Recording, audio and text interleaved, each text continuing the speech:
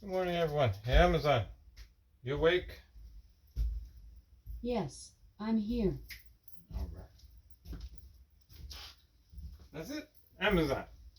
Flash briefing. Jamie, here's your flash briefing. There you In NPR News. Live from NPR News in Washington, I'm Korva Coleman. Russia's missile attack on the Ukrainian city of Kramatorsk is now known to have killed at least 10 people and injured more than 60.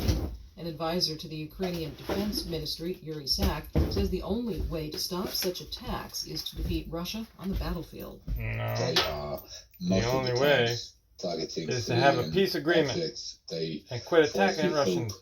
That this will break our will. Have an actual ceasefire permanently. And agreeable, but this will never happen because every attack like this Because y'all only constantly makes attacking. Ukrainians more angry and makes our army more determined to continue to liberate our land. He spoke to the BBC.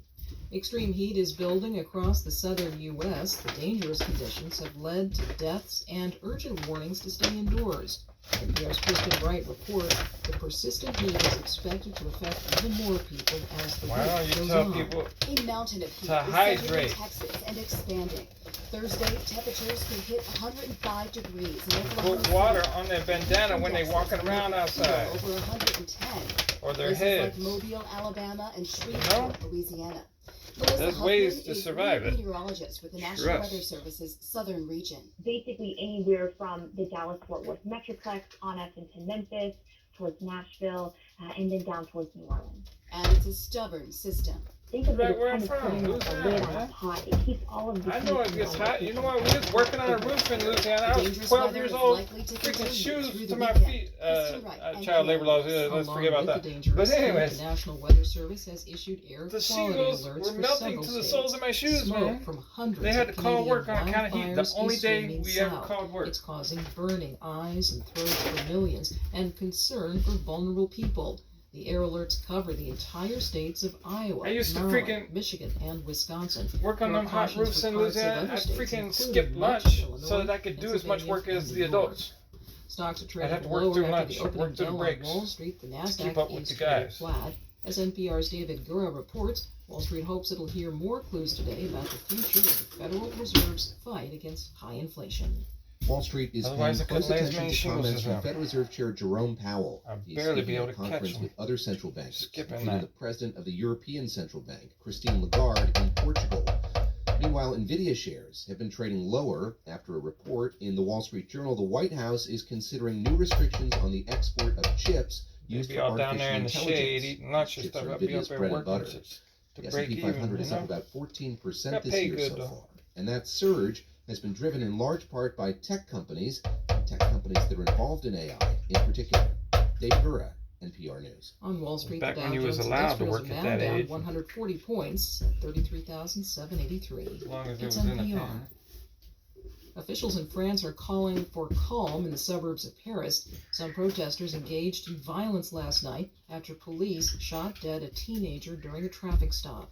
Video of the stop shows an officer shooting through a car window and hitting the teen point blank in the head. French prosecutors say charges are pending against the officer. The government of Honduras has launched a mass crackdown on gangs. Authorities have set up roadblocks, a curfew, and are searching prisons cell by cell.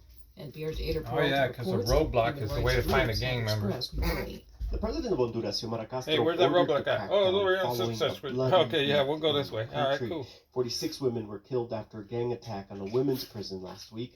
And then, over the weekend, at least 20 people were killed, including 13 in one attack after gunmen opened fire on a pool hall. The government says it will propose a law declaring all It's like gang when members in them dry terrorists. counties down Meanwhile, south. they have been making arrests Hey, and which- inspecting prisons. Which Where road's they've the confiscated knives, roadblock at? grenades, That and one. assault Okay, we'll drive rifles. around the other way. National All right, and cool. international And human everybody rights gets groups the say alcohol they anyway. worry that Honduras is copying the brutal tactics that neighboring El Salvador has used to quell gang violence. With Malta, NPR News, Mexico City. The two warring groups in Sudan have separately called a ceasefire today to mark the Islamic holiday of Eid al-Adha. It's not clear how long this cessation will last.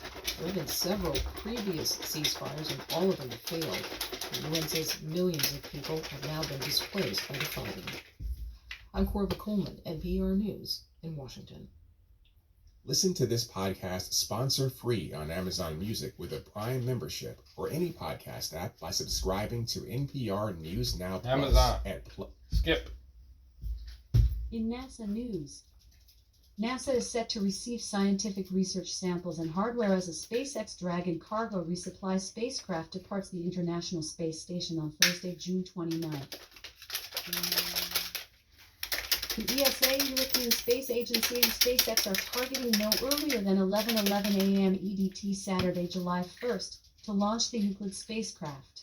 Euclid is an ESA mission with contributions from NASA that will shed light on the nature of dark matter and dark energy, two of the biggest modern mysteries about the universe.